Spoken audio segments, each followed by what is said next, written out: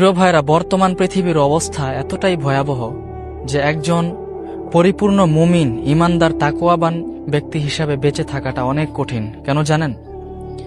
কারণ এই যে ফেসবুক স্ক্রল করলে, তারপর অন্যান্য যে সোশ্যাল সাইটগুলো আছে এগুলো স্ক্রল করলে ভালোটার পরিবর্তে মন্দটাই অনেক বেশি আসে।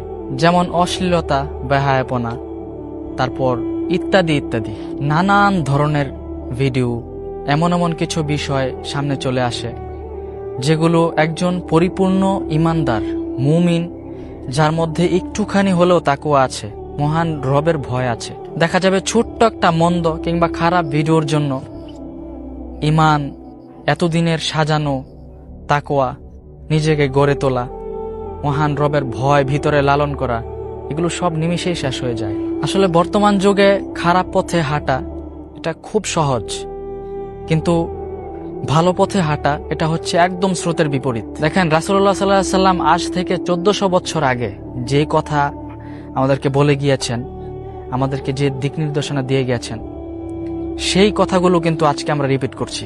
তোমার মধ্যে যদি লজ্জা শরম না থাকে তাহলে তুমি যা ইচ্ছা তাই করতে পারবে। বর্তমান যুগে আমাদেরকে খুব চিন্তা ফিকির করে চলা উচিত। আমরা যদি সঠিকভাবে চলতে না পারি, দিন শেষে তো আমাদের জন্য ভয়াবহ শাস্তি অপেক্ষা করছে। আল্লাহ আমাদেরকে সঠিকটাই বোঝার তৌফিক দান করুন। আমিন।